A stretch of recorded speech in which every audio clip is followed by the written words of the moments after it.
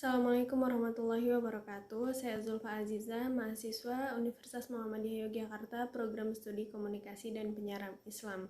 Di sini saya akan mereview materi mata kuliah Psikologi Komunikasi Dakwah dengan dosen pengampu Pak Imam Suprabowo. Materi yang pertama yaitu komunikasi Islam.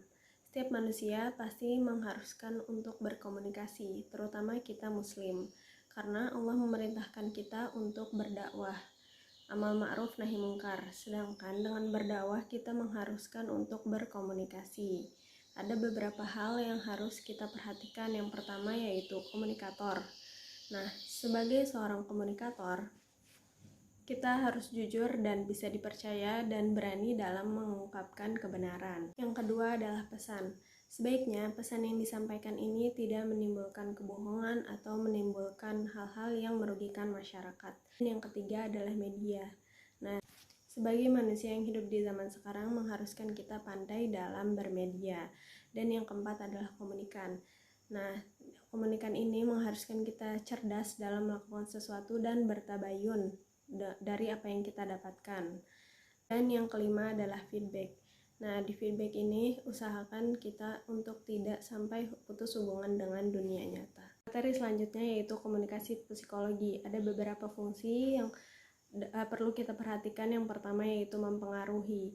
Nah, di sini mempengaruhi, kita sebagai seorang pendakwah harus bisa mempengaruhi seseorang untuk berubah menjadi lebih baik.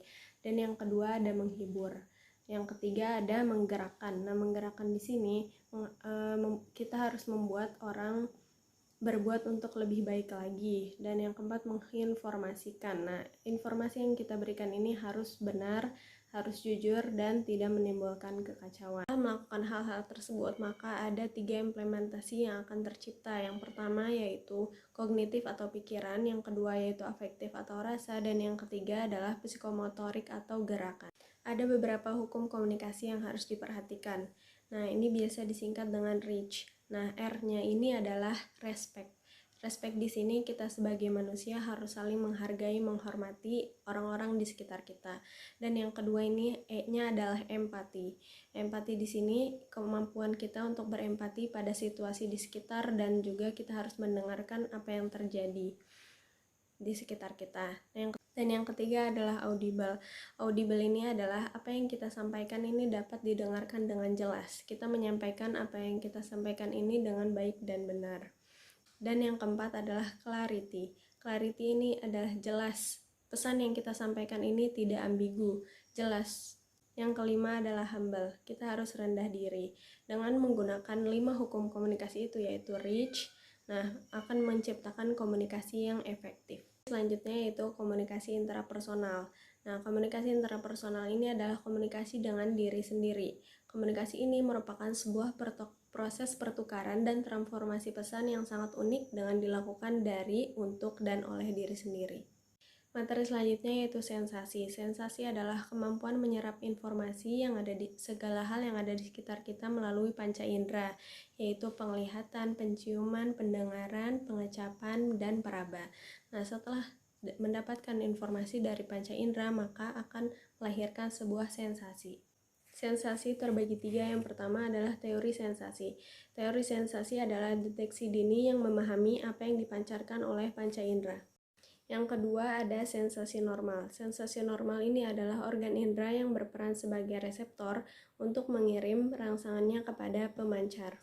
Yang ketiga ada sensasi murni. Saat pertama kalinya rangsangan ditunjukkan, maka orang tersebut akan langsung menciptakan respon. Materi selanjutnya yaitu memori. Memori adalah sistem yang sangat terstruktur untuk menyimpan hal-hal yang terjadi di sekitar kita. Nah, dalam memori ini ada 3 hal. Yang pertama yaitu perekaman atau recording yang merekam hal-hal yang terjadi di sekitar kita. Dan yang kedua ada penyimpanan atau storage, tempat di mana memori disimpan, yang mengatur berapa lama memori itu disimpan. Dan ada pemanggilan atau retrieval. Retrieval ini untuk mengulang kembali hal-hal yang sudah tersimpan lama. Dan memori terbagi 3. Yang pertama yaitu sensory memory atau ingatan singkat yang terjadi saat kita mensensor audiovisual atau visual. Yang kedua ada short term memory, ingatan jangka pendek, biasanya berkisaran 30 detik. Dan yang terakhir ada long term memory, biasanya ini permanen. Materi selanjutnya yaitu persepsi. Persepsi adalah pengalaman tentang objek, peristiwa, atau hubungan yang diperoleh dengan menyimpulkan informasi dan menafsirkan pesan. Persepsi akan memberikan makna dari apa yang kita lakukan. Nah, persepsi ini sangat penting bagi diri kita sendiri untuk menilai diri kita sendiri. Persepsi ini kita bisa melihat dari dua hal, yaitu faktor internal dan faktor eksternal. Yang pertama yaitu faktor internal. Hal-hal yang akan mempengaruhi persepsi tentang diri sendiri melalui faktor internal adalah perhatian.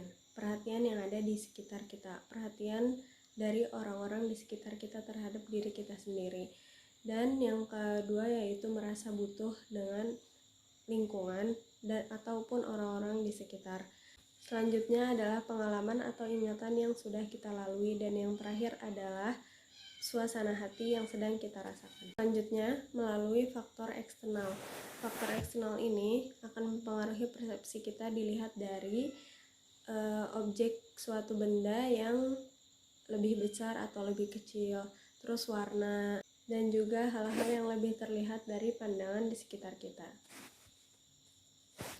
Pada hal-hal tersebut, faktor internal maupun faktor eksternal sangat berpengaruh dalam diri kita untuk menentukan persepsi yang ada pada diri kita. Dari hal-hal tersebut sangat berpengaruh pada diri kita, maupun faktor internal ataupun faktor eksternal.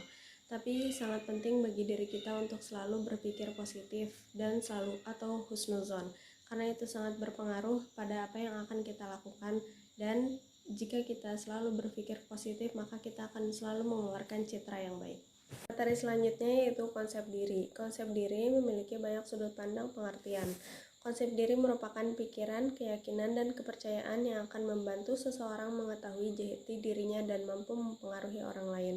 Secara singkatnya, konsep diri adalah penilaian terhadap diri sendiri. Konsep diri memiliki beberapa komponen. Yang pertama yaitu gambaran diri.